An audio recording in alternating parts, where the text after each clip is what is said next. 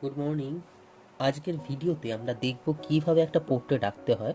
তো প্রথমে আমরা বেসিক কিছু লাইন্সের মাধ্যমে পোর্ট্রেটটা শুরু করব। যেরকম ধরুন, ফার্স্টে আমাদের কিছু লাইন, টপ লাইন আর বটম লাইনটাকে আমরা ডিসাইড করে দেবো এইভাবে। তারপরে স্টেজে এখানে আমাদের এই থ্রোট পার্টটাকে আগে ডিভাইড করে নিতে হবে এইভাবে। এইভাবে আমরা ব্লক করে নেবো, যে যে ড্রয়িংটা করছি সেই স্ট্রাকচার অনুযায়ী আমাদের ব্লকটাকে করে নিতে হবে। এর পরের স্টেজে আমাদের চোখের ড্রয়িং, নাকের লেভেল, ঠোঁটের লেভেল, এইগুলোকে ডিসাইড করতে হবে। আর এই লাইনটাকে বলা হয় কি লাইন। সো এটাকেও আমরা ক্রিয়েট করে নেব, কানের পজিশনও তৈরি করে নেব এইভাবে। এই প্রসেসে আমাদের হেয়ারের পার্টটা করে নেব, এবং after that we are going to depict some lines. So in this position I will make the eyes, okay, like that. So ऐसे करके आई को बनाना है। এখানে আমরা নাকের লাইনটাকে তৈরি করে নেব এই পজিশনে। ঠোঁটের পজিশন আমরা আগেই ক্রিয়েট করেছি। Now we are going to draw lip.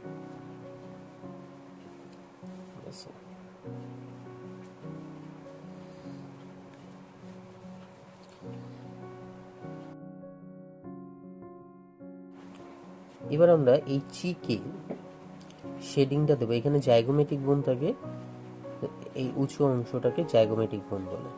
এখানে জাইগোমেটিক বোন থাকে, এইভাবে শেড দেবো। একদম লাইট হ্যান্ডে করবো শেড। সোর্স অফ লাইট এই ডিরেকশনে আসছে, তো light is coming from left hand side. আমরা সেই অনুযায়ী শেডিংটাকে অ্যাপ্লাই করবো এইভাবে। নোজের ক্ষেত্রেও শেডস আসবে এইভাবে, ওটাও শেডিং দিতে হবে। লিপে, আপার লিপে শেড আসবে, বটম লিপে হাইলাইট করবে। আবার আমরা এই হেয়ারের শেডিংটা করব, ঠিক আছে? এইভাবে আস্তে আস্তে করে ডার্কার টোন ইনক্রিজ করব এই প্রসেসে।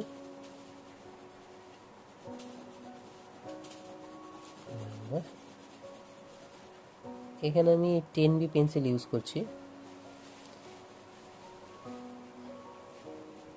এই প্রসেসে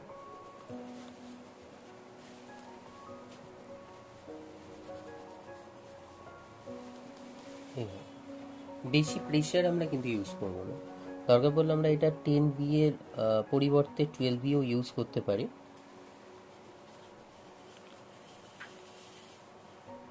I am using the putty eraser to make the highlight zone of this portrait in this way.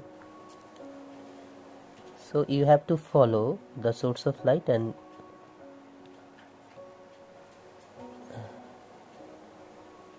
in this way, okay.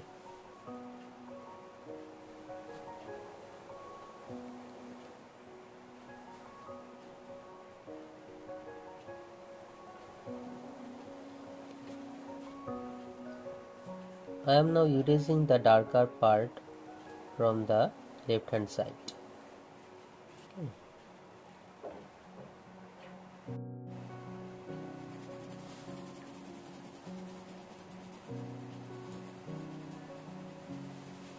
খুব বেশি ডিটেল করব না, রাফ স্কেচ, খুব কুইক স্কেচ, সেই কারণে যতটা পারবো একদম বেসিক থেকে করার চেষ্টা করবো। এইভাবে basic structure and shade Dev.